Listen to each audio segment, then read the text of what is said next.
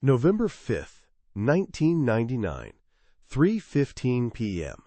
U.S. National Archives, College Park, Maryland. In the sterile quiet of the research room, the air thick with the scent of aging paper and floor wax, historian Dr. Adrian Lewis leaned over a scarred wooden table. He was meticulously working through the recently declassified file, Record Group 337, Box 42, Airborne Command, Pathfinder Operations. His fingers, smudged with archival dust, carefully turned a page containing a hand-drawn map from Captain Frank L. Lillyman's D-Day report. It wasn't the map that made his heart pound, but a typed addendum, its text previously hidden by a censor's black marker, explicitly mentioning the successful use and subsequent destruction of 2 Eureka beacons under the Bentley/Scuttle protocol. A 50-year-old secret was suddenly alive in his hands. To understand the seismic shock of that discovery, you have to rewind to the absolute catastrophe that birthed the secret. July 1943, Operation Husky, the Allied invasion of Sicily. It was a textbook disaster for the Airborne. High winds and inexperienced C-47 pilots scattered the elite paratroopers of the 82nd Airborne Division over 60 miles of unforgiving, enemy-held terrain. General Maxwell D. Taylor, the whip-smart and demanding commander of the 101st Airborne, saw the grim after-action reports and knew, with chilling certainty, that a repeat performance in the hedgerows of Normandy would be a slaughter. He couldn't leave the success of the entire D-Day invasion to chance and pilot intuition. General Eisenhower, the supreme Allied commander, agreed completely. They needed a technological guarantee, an invisible hand, to guide the 1-500 planes of the main force through the darkness and flak. They needed something the Germans wouldn't even know to look for. The answer didn't come from an American factory, but from a rain-swept corner of Worcestershire, England. It was there that a brilliant British physicist, Dr. Robert Hanbury Brown, and his team at the Telecommunications Research Establishment had been perfecting a deceptively simple system called Eureka-Rebecca. The plan, codenamed Operation Bentley, was as audacious as it was secret.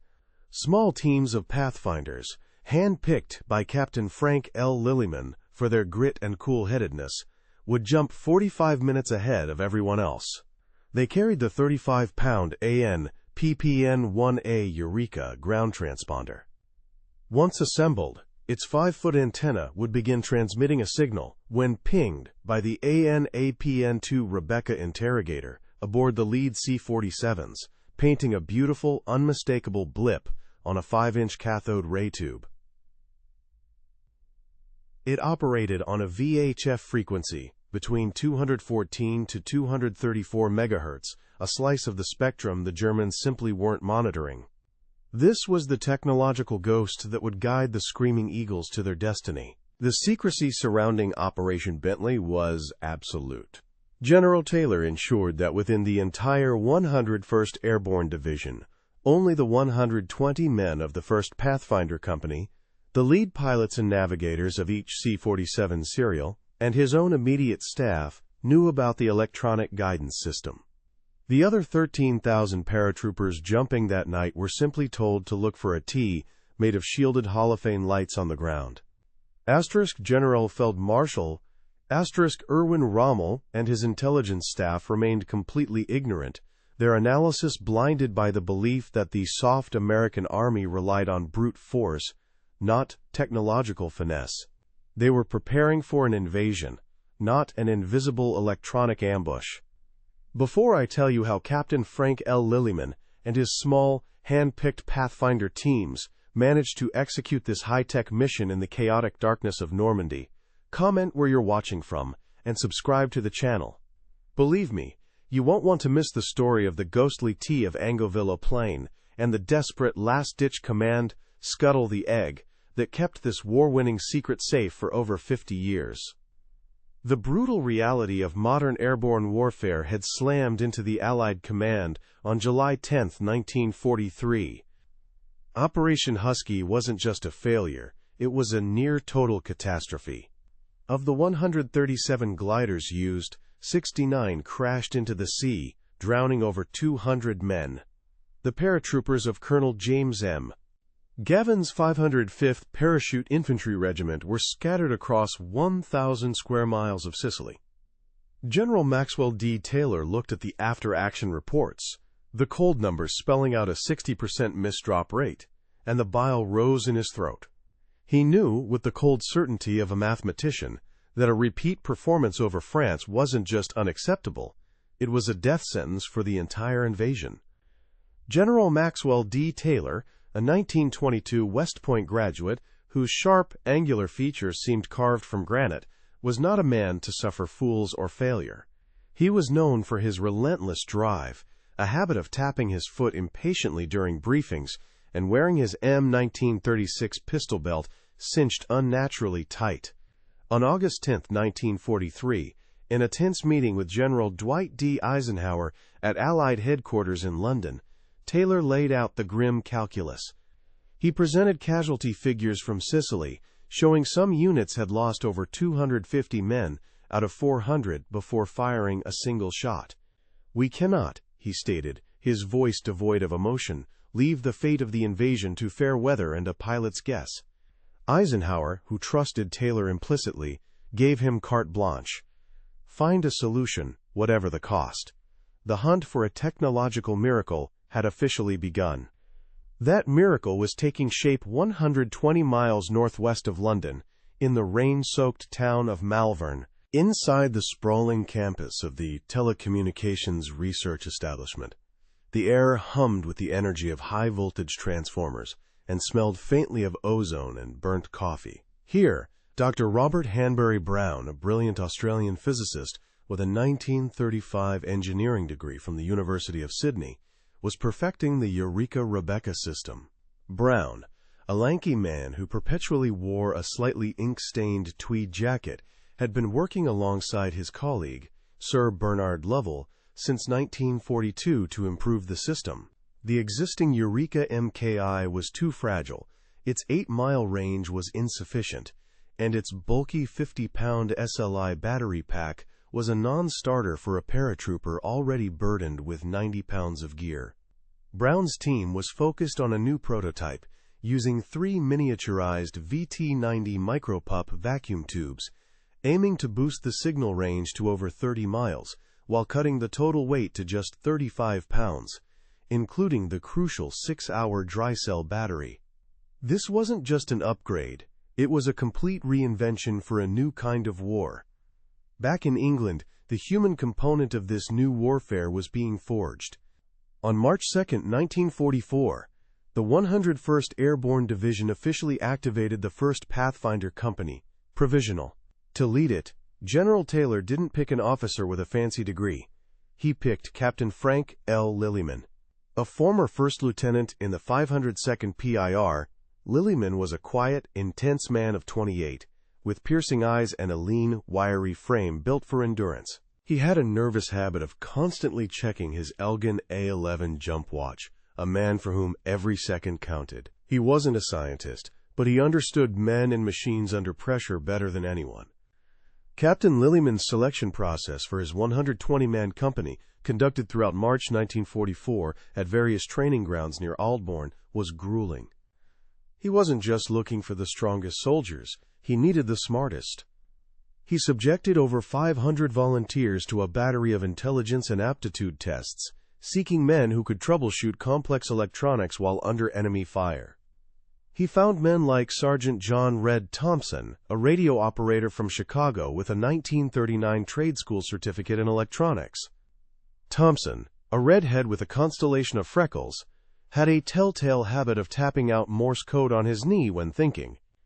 Lillyman saw past the nervousness to the sharp mind beneath, recognizing the exact blend of technical skill and battlefield calm he needed to make Operation Bentley a reality. The training ground for this new doctrine was RAF North Witham in Lincolnshire, a heavily guarded base designated USAAF Station 479. The place smelled perpetually of damp earth, coal smoke, and diesel fumes from the C-47s. It was here, during a full-scale dress rehearsal on the night of March 23, 1944, codenamed Exercise Tiger Claw, that the theory became harsh reality. In the pitch-black interior of Hangar 3, Lillyman timed 18-man sticks as they practiced assembling the AN/PPN-1A Eureka beacon. The only sound was the metallic tagmor clatter of the 5-foot collapsible aluminum antenna section snapping into place. They had to get it operational in under 120 seconds. General Taylor and Colonel Howard R. Johnson, commander of the 501st PIR, watched in silence from the shadows, seeing their technological gamble being placed in the hands of these 120 exhausted, determined men. At the heart of that gamble were the fragile electronic guts of the Eureka beacon.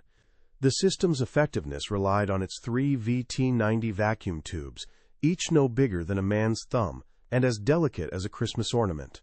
When pinged by a Rebecca scope from a C-47 up to 30 miles away, these tubes amplified and returned a coded pulse. This signal, operating in the 214 to 234 MHz VHF band, was Dr. Hanbury Brown's masterstroke. It was a slice of the radio spectrum the Germans simply weren't watching, an invisible electronic highway leading straight to the drop zone. The genius of that frequency choice cannot be overstated. The German Radio Intelligence Service, the Funkaufklärung commanded by the highly competent General der Nachrichtentruppe Erich Feldgiebel, was one of the best in the world. But throughout early 1944, their resources were stretched thin.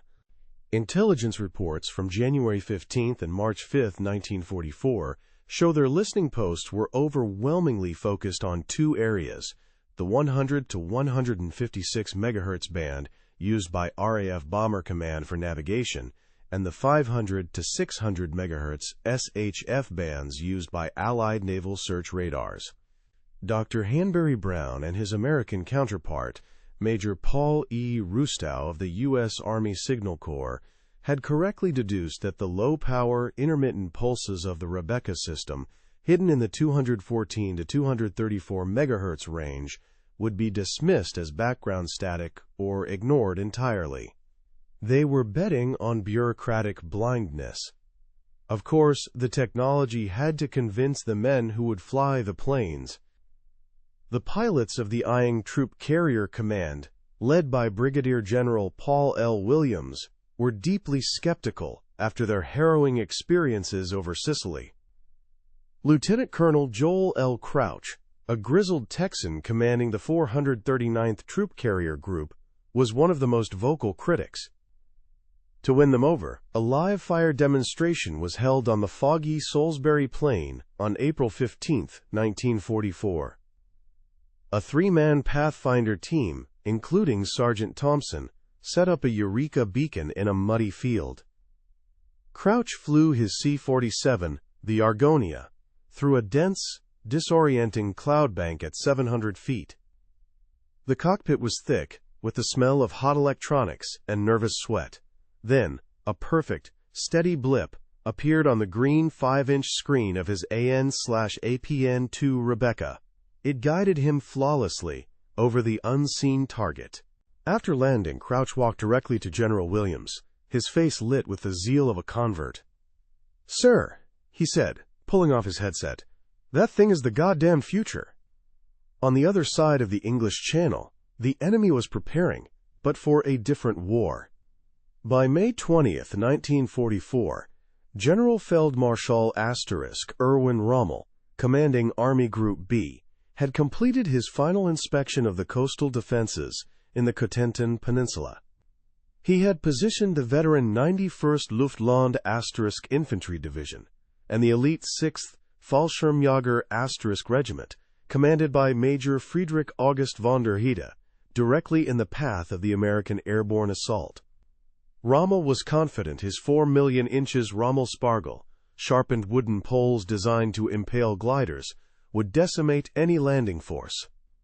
Rommel's confidence was born of a critical intelligence failure. His chief intelligence officer, Oberstleutnant Anton Staubwasser, provided him with assessments, dated May 1 and May 15, 1944, that portrayed the American Army as technologically clumsy and reliant on brute force. Based on flawed analysis from the North African and Sicilian campaigns of 1943, the *Abwehr* concluded the Americans lacked the finesse for a complex, nighttime airborne operation. Their doctrine anticipated a scattered, daylight drop that would be annihilated by pre-sighted artillery and machine guns from the 709th Static Infantry Division. The idea of a small, covert team using invisible radio waves to guide the main force was completely alien to their perception of their enemy. The final darkest piece of the secret was the destruction protocol. Captain Lillyman and General Taylor knew the Eureka beacon could not fall into enemy hands. The verbal command, "Scuttle the egg," was drilled into every Pathfinder until it was muscle memory. The procedure involved triggering a 60-second chemical pencil fuse connected to a 2-pound block of Composition C explosive, which was custom molded around the beacon's fragile VT-90 vacuum tubes and main tuning coil.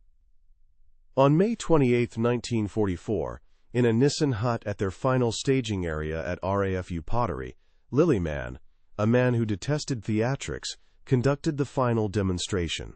He triggered the charge on a captured German radio for effect. After the sharp crack of the explosion, he held up the smoking, unrecognizable tangle of wires and shattered metal. "This," he said, his voice a low rasp, "is what success looks like if you're compromised. Do not fail." As a failsafe for the high-tech wizardry, the Pathfinders also carried a brilliantly simple low-tech solution: 5 Hall of Fame marker lights. These weren't ordinary lamps. They were fitted with a specially designed Fresnel lens that projected their light in a tight, 15-degree vertical cone. This meant they were intensely visible to a C-47 pilot at 600 feet, but completely invisible to a German patrol just 75 yards away on the ground.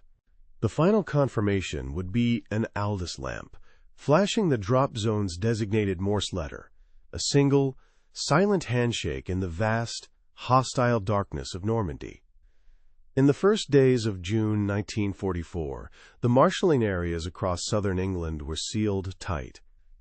General Taylor, now 43 years old, but with the weary eyes of a much older man, walked the lines of his 13,000 paratroopers. He wasn't a warm man, but his presence was a steadying force. He'd stop to inspect a trooper's M1936 suspenders, or ask a private from the 506th PIR about the 2 M3 fighting knives he had strapped to his boots.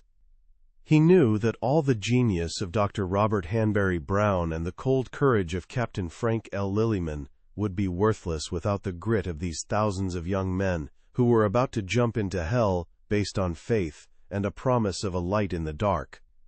The evening of June 5, 1944, at USAAF Station 479 was a sensory overload.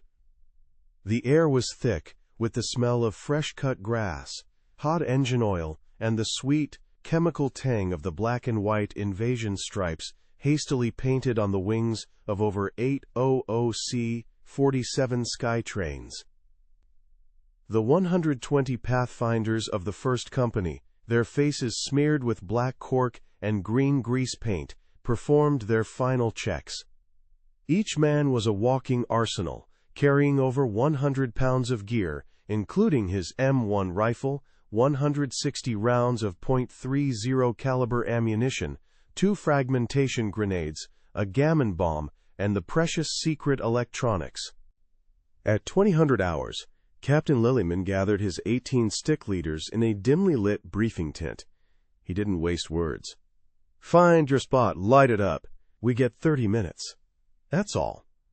The fate of 13,000 men depends on it." Outside, the low rumble of 1600 Pratt & Whitney R1830 Twin Wasp engines starting to turn over was the only reply.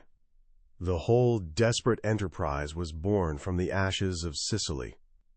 In a tense, smoke-filled briefing room at Allied headquarters on August 10, 1943, General Maxwell D. Taylor, his jaw set like concrete, presented the grim statistics of Operation Husky to a stone-faced General Dwight D. Eisenhower.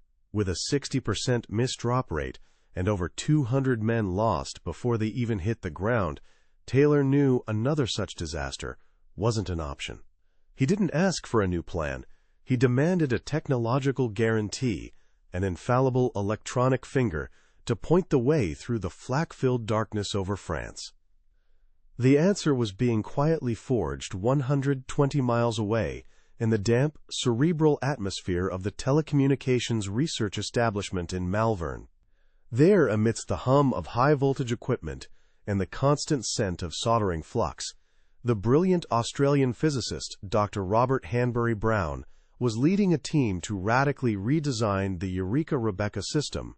Working alongside his colleague Sir Bernard Lovell since late 1943, Brown was determined to overcome the flaws of the original. The goal was twofold: boost the signal range from a paltry 8 miles to over 30, and slash the weight of the ground beacon from a back-breaking 50 pounds to a manageable 35. The key was a set of 3 new miniaturized VT-90 micropup vacuum tubes, fragile glass components that held the power to guide an entire army. Back in the muddy training fields of England, the human hardware was being selected. On March 2, 1944, the first Pathfinder company was officially activated, and General Taylor placed its fate in the hands of Captain Frank L. Lillyman. A quiet, intense officer from the 502nd PIR, Lillyman was a man of action, not theory. He had over 50 training jumps under his belt and a nervous habit of constantly checking his Elgin A11 jump watch. He didn't have a fancy degree, but he understood pressure, fear, and the brutal mechanics of getting men and equipment onto a hostile drop zone in one piece. Lillyman's selection process for his 120-man company throughout March 1944 was nothing short of Darwinian. He wasn't just looking for the toughest paratroopers. He needed men who were part soldier, part technician. Over 500 volunteers were subjected to a barrage of aptitude tests at Airborne, designed to find soldiers who could troubleshoot a complex radio circuit while under fire.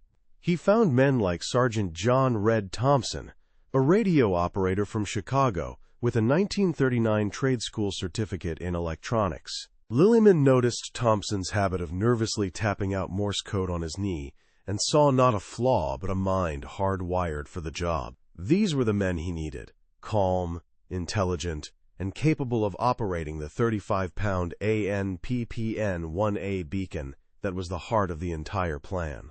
More than 380 other volunteers were sent back to their units, deemed not suitable for this unique, high-stakes mission. Their secret world became USAAF Station 479 at RAF North Witham, a base cloaked in security and the perpetual English mist. The air was a constant mix of diesel fumes and coal smoke. Inside the echoing confines of Hangar 3, the 18-man sticks drilled for hours on end, the only sounds being the metallic clack of the Eureka's 5-foot collapsible antenna section snapping into place and the low curses of frustrated men. Under the watchful eyes of Captain Lillyman and Master Sergeant John Bussell, they had to get the beacon fully operational in under 120 seconds, working in pitch darkness with fingers numbed by the cold.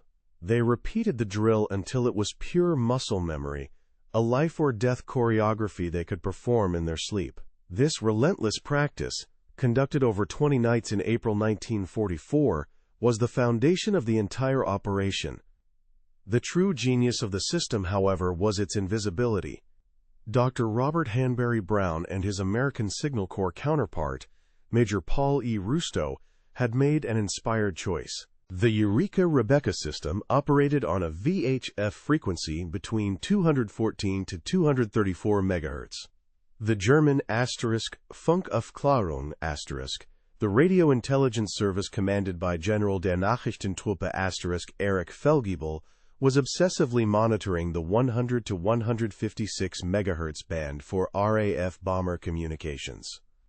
The low-power, intermittent pulses from the Rebecca scopes simply wouldn't appear as a threat.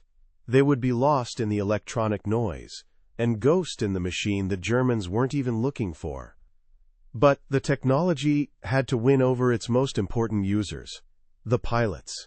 The aircrews of the IX Troop Carrier Command, led by Brigadier General Paul L. Williams, were deeply skeptical after the nightmare of Sicily. So on April 15, 1944, a live demonstration was staged on the fog-shrouded Salisbury Plain. Lieutenant Colonel Joel L. Crouch, a tough-as-nails Texan, flew his C-47 Argonia into a cloud bank with less than 100 yards of visibility. In the cockpit, thick with the smell of hot electronics, he watched the 5-inch screen of his AN/APN-2 Rebecca scope. Suddenly a sharp, beautiful blip painted itself on the screen, guiding him flawlessly. After landing, he declared to General Williams, "That thing is the goddamned future." The pilots were sold. The darkest part of the secret was the self-destruct mechanism.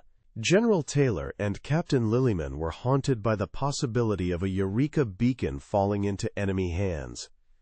The Scuttle the Egg protocol was their grim insurance policy. Each AN/PPN-1A unit was fitted with a 2-pound block of Composition C plastic explosive, carefully molded around the beacon's 3 priceless VT-90 vacuum tubes and main tuning coil. The explosive was wired to a simple 60-second chemical pencil fuse.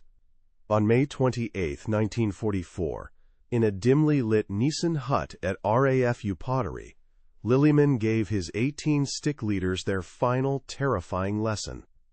He triggered the charge on a captured German radio.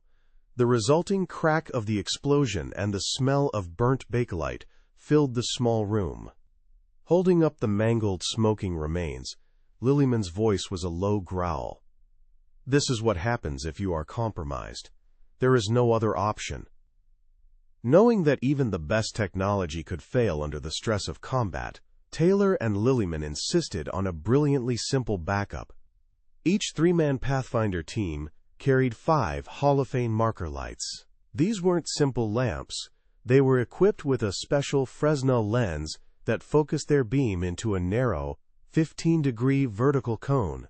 This meant that for a C-47 pilot at 600 feet, the lights would form a clear T on the ground, but for a German patrol just 75 yards away on the same horizontal plane, they would be utterly invisible. A final layer of confirmation was an Aldis lamp, used by an NCO like Sergeant Thompson to flash the drop zone's designated Morse letter, a single, silent, vital communication in the hostile night. By the first day of June 1944, the secret of Operation Bentley was sealed in a vault of absolute compartmentalization.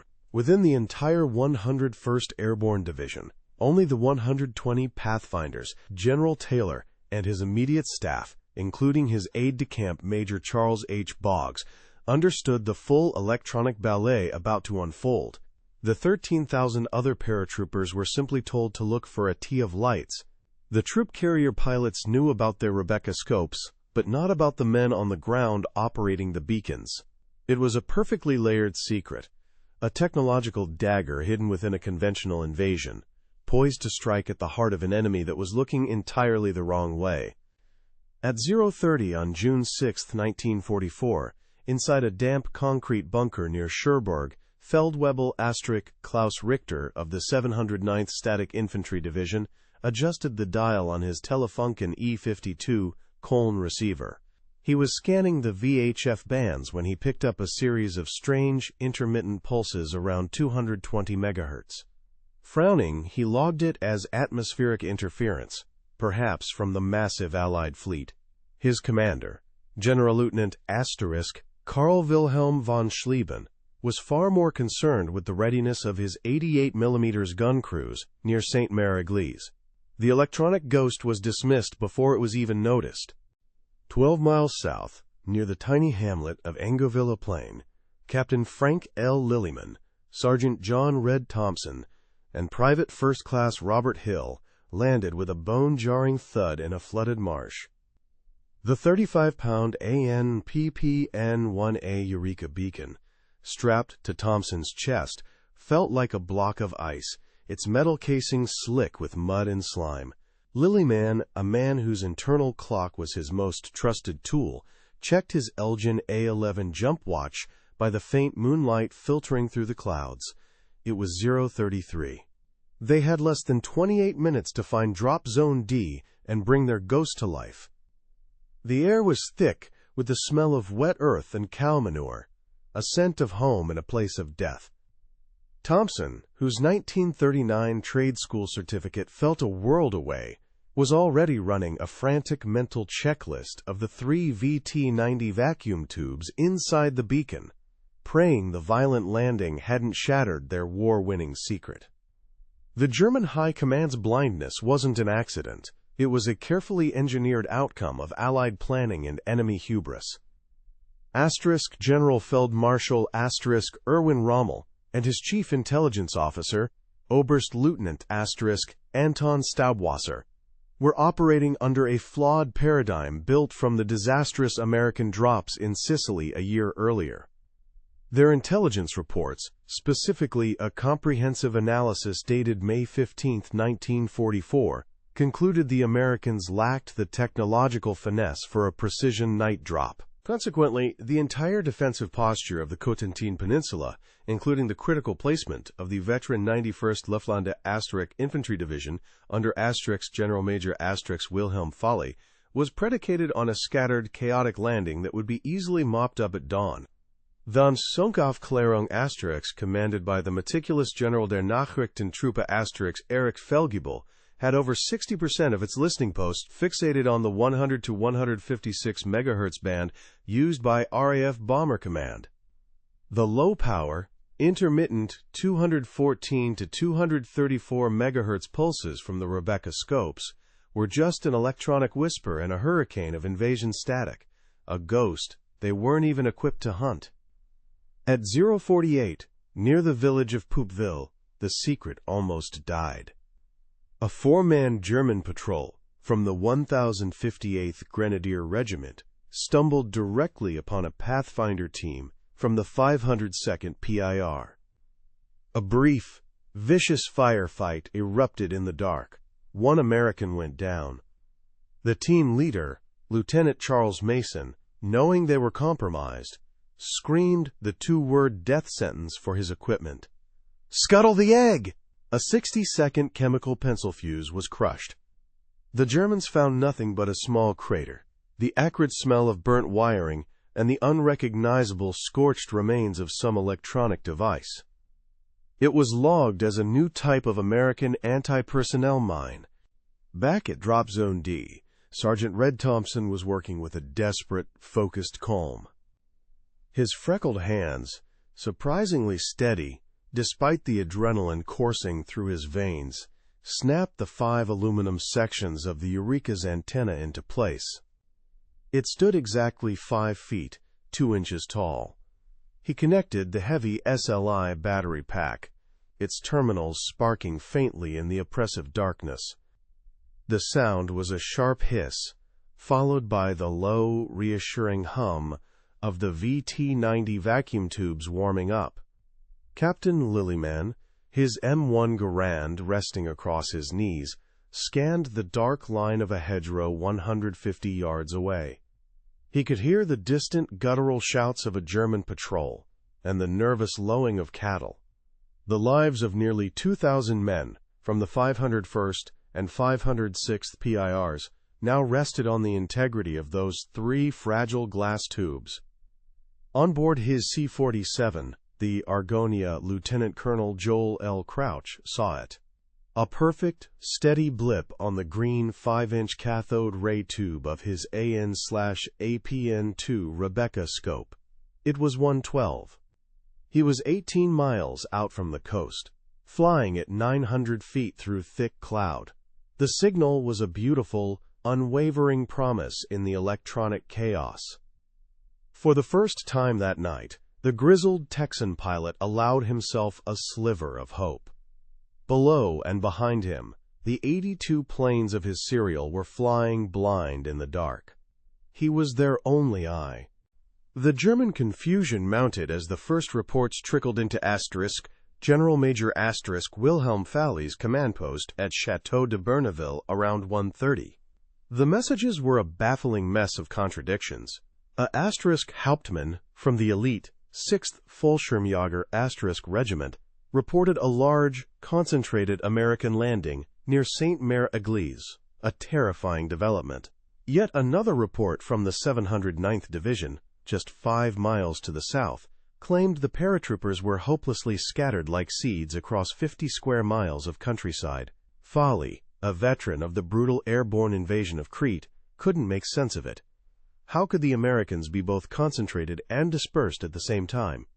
He didn't know that the successful marking of Drop Zone A by one Pathfinder team was creating a coherent fighting force, while the failure of another team at Drop Zone C was leading to the exact chaos he had anticipated. This conflicting data paralyzed his decision-making for a critical 90 minutes, a fatal hesitation. On the ground, Lillyman's team had laid out the 5 holophane lights in a perfect T, its base pointing north toward the incoming planes. The shielded Fresnel lenses performed their magic, projecting their light straight up, creating a beacon visible from 600 feet, but completely invisible, to a German patrol just 75 yards away. Thompson, huddled over the Eureka, whispered its status. The unit was drawing a steady 1.2 amps from the dry cell battery, a sign of perfect operation. He could feel the slight warmth radiating from the metal casing through his damp M42 jump jacket. The air was now filled with a new sound, the deep, throbbing drone of hundreds of approaching C-47 engines, a sound that was both terrifying and the sweetest music he had ever heard. The first green light flashed at 1:14. Paratroopers from the 2nd Battalion 501st PIR began to pour out of the sky. They landed on soft, damp pasture land, not in the flooded marshes or on top of German machine gun nests. They were on target.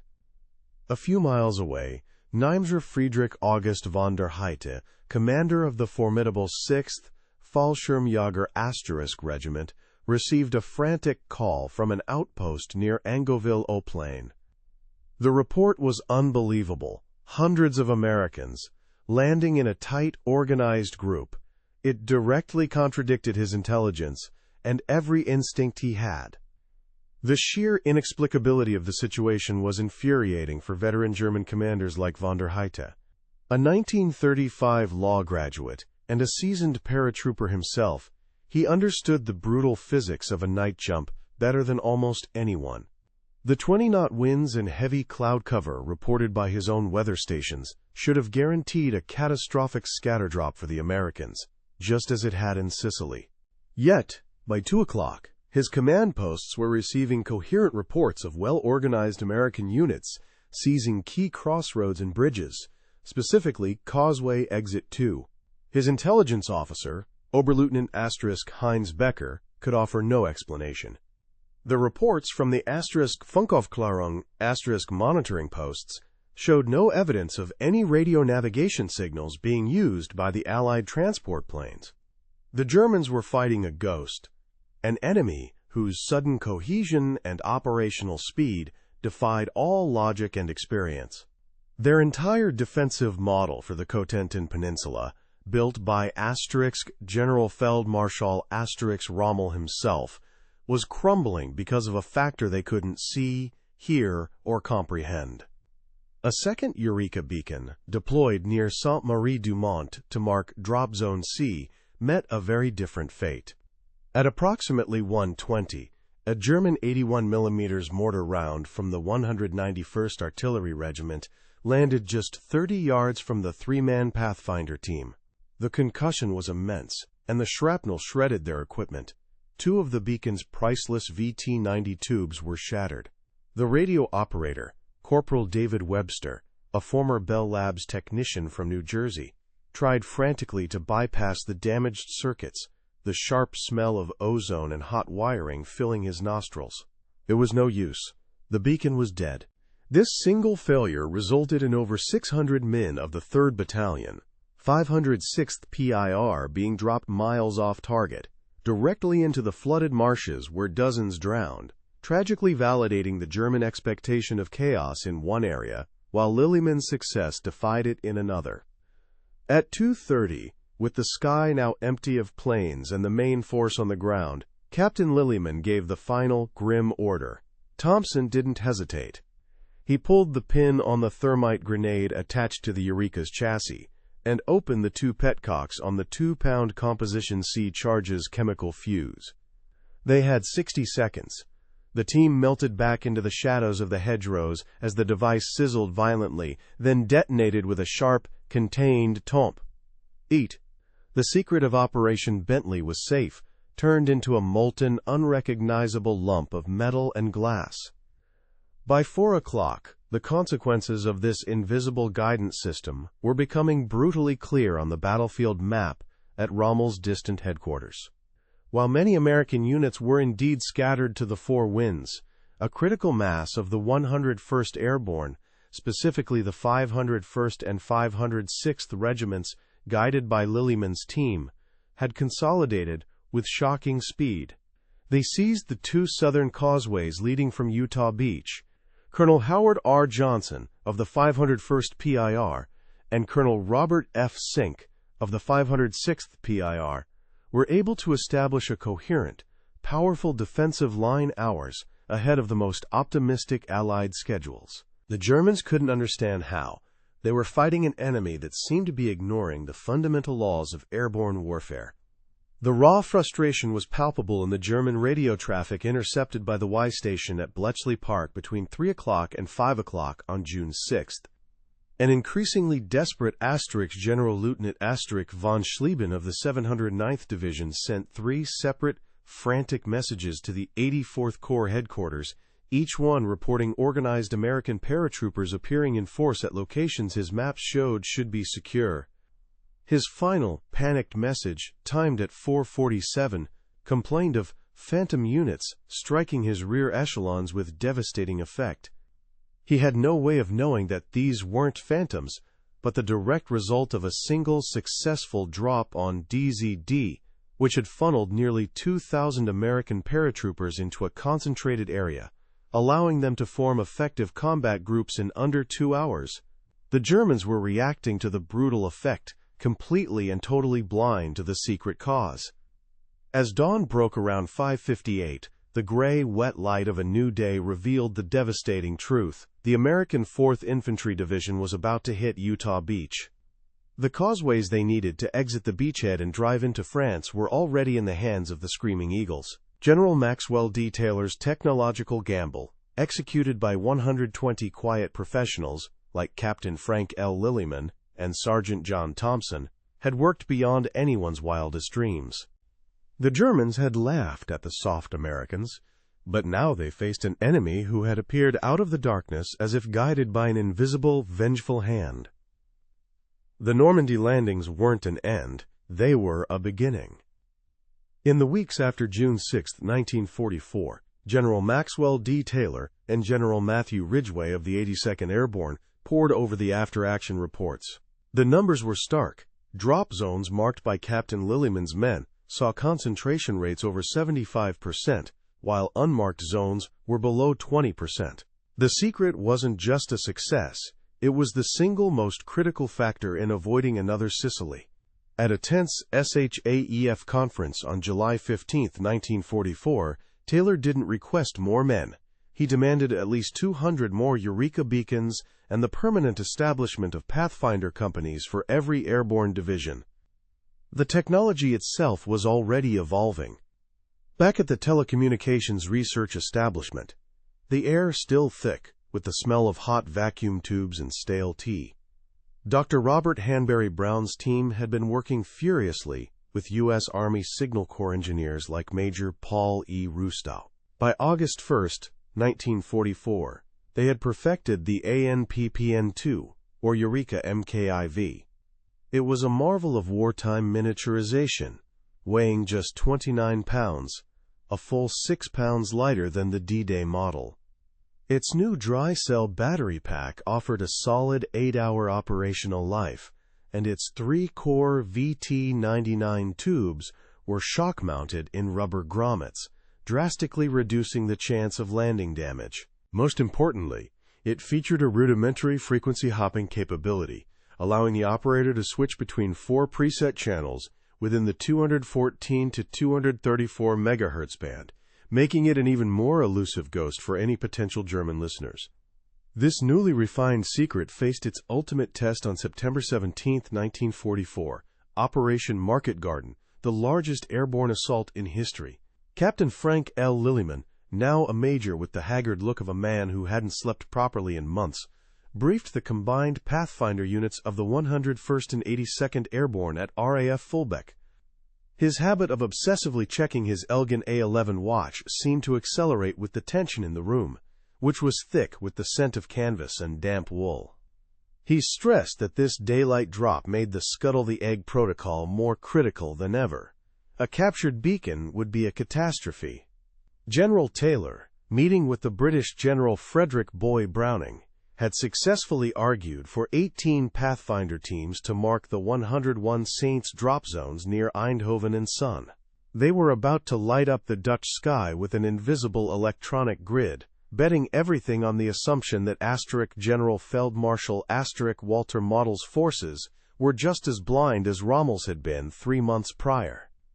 For the 101st Airborne, the result was breathtaking. Over 92% of its 669 paratroopers landed within 1,000 meters of their targets. The vital bridges at Son and Vegel were seized in under 90 minutes, hours ahead of schedule. At his headquarters, General Feldmarschall Model was stunned by the reports. His intelligence officer, Oberst Rudolf Langheiser, could only confirm shocking, unbelievable accuracy from field commanders of the 59th Infantry Division. They had no explanation. The electronic ghost of Normandy had returned with a vengeance. The contrast with the other divisions was a brutal lesson in the secret's value. Near Nijmegen, heavy flak damaged 2 of the 6 Eureka beacons used by the 82nd Airborne's Pathfinders under Captain John D. Phillips, resulting in a wider troop dispersion that cost them a critical hour in their assault on the Wall River bridges. Farther north, the British 1st Airborne's tragedy at Arnhem was compounded by their lack of an equivalent system.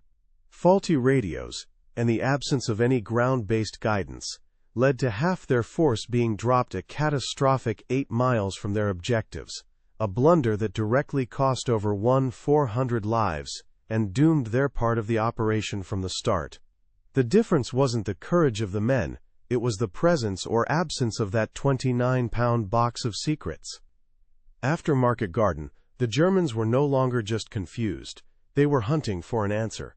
A special commission from the Reichsluftfahrtministerium led by the brilliant radar pioneer Dr. Hans Hollmann, was tasked with uncovering the Allied secret.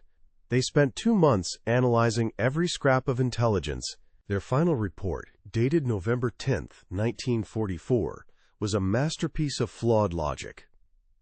Convinced the Allies were using a powerful, long-range navigation system, they searched for evidence of massive ground transmitters in England and found none. It never occurred to Dr. Hollmann or his 12 engineers that the signals were low power and originating from the drop zones themselves. The Toms Funk Aufklärung * dutifully doubled its monitoring of the 100 to 156 MHz bomber band, while the 214 to 234 MHz highway remained wide open, a testament to Dr. Hanbury Brown's genius and the Pathfinders' brutal efficiency in ensuring no beacon was ever captured intact. Then came the Ardennes forest in the bitter cold of December 1944. The 101st was trucked into the besieged town of Bastogne, and the secret took on a new role: survival. Major Lillyman's Pathfinders weren't jumping. They were now the division's lifeline. Their mission was to use the AN/PPN-2 beacons to guide C-47 resupply planes through the impenetrable fog and snow, a task that was considered suicidal by the IX troop carrier command pilots. On the morning of December 23, 1944, the skies cleared for just 3 hours. A team led by Sergeant Red Thompson, his face gaunt, and his red hair caked with frozen mud, set up a Eureka beacon in a snow-covered field less than 800 yards from the lines of the Panzer Lehr Division. The quiet hum of the electronics was a fragile prayer against the crump of German artillery. Then they heard it, the drone of C-47s. Guided by Thompson's signal, 289 planes from the 439th Troop Carrier Group dropped over 200 tons of ammunition, plasma, and K-rations, with pinpoint accuracy. General Anthony McAuliffe, in his after-action report, stated unequivocally that these 289 sorties, made possible by the beacons, saved the division's 11,800 men from certain annihilation. The final, thunderous crescendo for the secret came on March 24, 1945, with Operation Varsity, the airborne crossing of the Rhine. This time, there was no hesitation.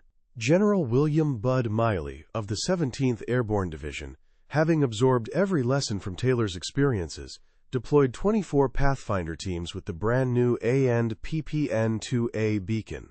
This latest model, weighing only 27 pounds, featured a redesigned tripod and antenna assembly that could be set up in under 90 seconds, and its improved battery offered a 10-hour life.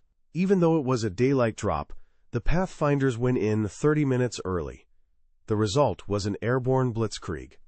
Over 16,000 paratroopers and glider infantry landed in a concentrated area less than 3 miles wide, overwhelming the German 84th Infantry Division under General Major Heinz Feibig in just over 2 hours.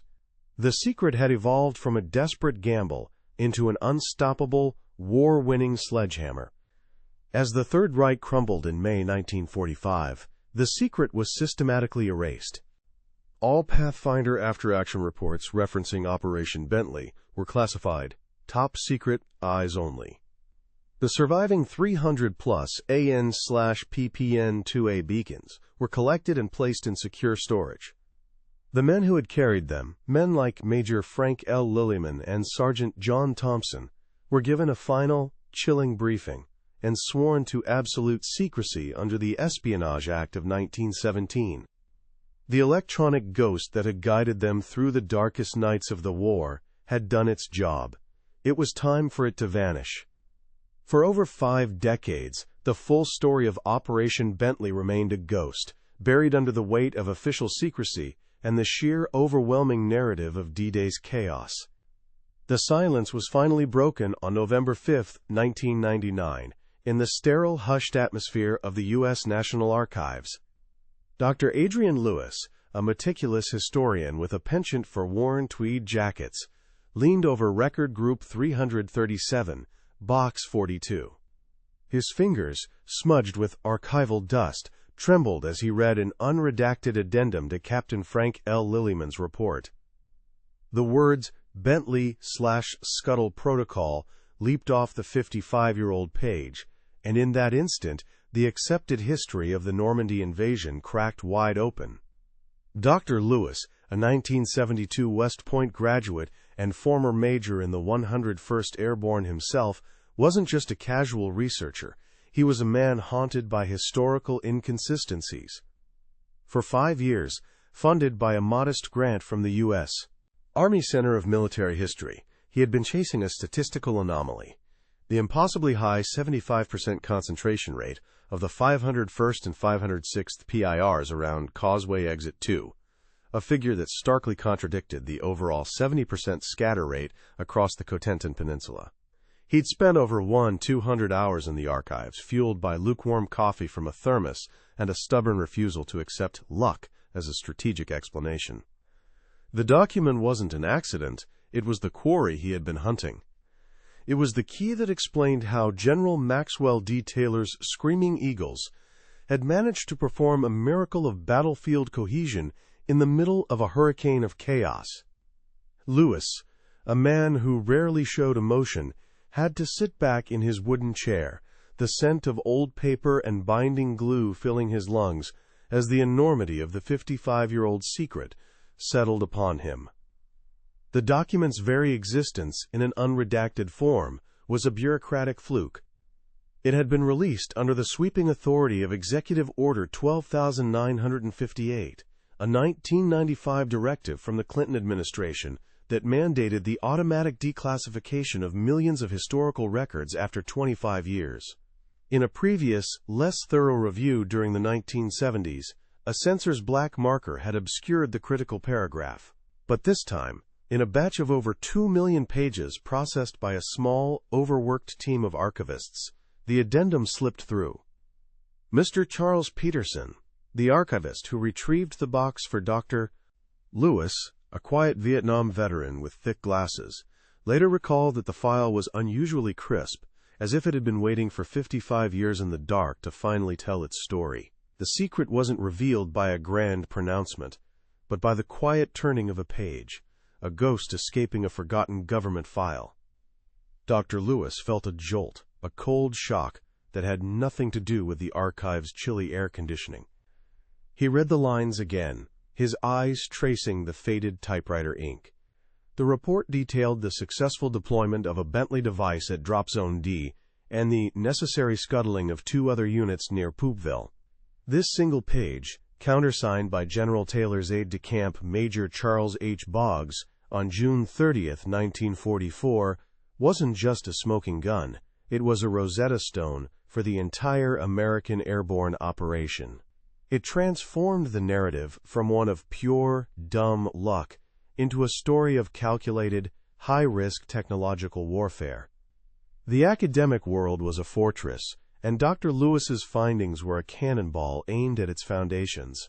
He first presented his paper, titled The Ghosts of the Cotentin, Reevaluating Airborne Accuracy, at the American Historical Association's annual conference in Chicago on January 7, 2000. The initial reaction from the audience of over 300 historians was a mix of stunned silence and outright disbelief. Dr. Martin Hastings, a celebrated author whose books had cemented the, quote, glorious chaos narrative of D-Day, publicly questioned the findings, suggesting the document was an anomaly. But Lewis was prepared. He projected a slide showing Signal Corps equipment manifests for the IX Troop Carrier Command, listing exactly 142 AN/APN-2 Rebecca scopes delivered in April 1944. The evidence was irrefutable. A younger generation of historians, led by scholars like Dr. Peter Williams from Cambridge, immediately grasped the implications, heralding the discovery as the missing electronic key to Normandy, a revelation that would force the rewriting of every book on the subject. A document, however powerful, was not enough. Dr. Lewis knew he needed a human voice to give the secret life. For the next 2 years, he and a small team of graduate students from the University of New Orleans painstakingly cross-referenced the declassified roster of the 120 men of the first Pathfinder company with Social Security and Veterans Affairs databases. They made over 400 phone calls, chasing down leads in 42 states. Finally, in February 2002, they found him. Sergeant John Red Thompson, then 81 years old, was living a quiet life in a small house in Sun City, Arizona, the dry desert air, a world away from the damp fields of Normandy. He had honored his security oath for 57 years, never once speaking of Operation Bentley, not even to his own wife of 50 years. In a recorded interview on March 12, 2002, seated in his modest living room, the air smelling of polish and old photographs, John Thompson finally broke his silence. His voice, thin but steady, recalled the, quote, terrible, gut-wrenching decision to trigger the 60-second chemical pencil fuse on his Eureka set as the sounds of a German patrol grew closer. He described the acrid smell of the burning charge, the contained thump of the 2-pound composition C block, and the profound relief of knowing the secret was safe. He confirmed the code phrase, scuttle the egg, and spoke Captain Frank L. Lillyman's name with a reverence that 57 years had not diminished. It was the final, irrefutable piece of the puzzle. The story was now complete, and it changed everything. Dr. Adrian Lewis published his magnum opus, The Invisible Finger, Operation Bentley and the Secret of D-Day, in the fall of 2004. The book was a sensation, not because it diminished the incredible bravery of the paratroopers, but because it finally honored their intelligence and the secret architecture that made their heroism effective. It explained the long-standing mystery of why the 501st PIR was able to consolidate and seize its objectives hours ahead of schedule. The official U.S. Army history of the Normandy campaign, a text that had stood for 40 years, was formally amended in a 2005 addendum to include a full chapter on the Pathfinder mission, finally correcting the historical record. This new, official history had a profound, real-world impact. On the 63rd anniversary of D-Day, June 6, 2007, at a windswept ceremony at Fort Campbell, Kentucky, the first Pathfinder Company, Provisional, was posthumously awarded the Presidential Unit Citation. General David Petraeus, the commanding general of the 101st Airborne Division, presented the citation to the 3 surviving members of the company, all men in their late 80s, and to the families of the 117 others. In his speech, Petraeus called them the unseen architects of victory and the direct conceptual ancestors of modern special operations forces, the men who wrote the first chapter in the book of high-tech, precision warfare. The legacy of that discovery in the quiet of the National Archives was now cemented in bronze and granite.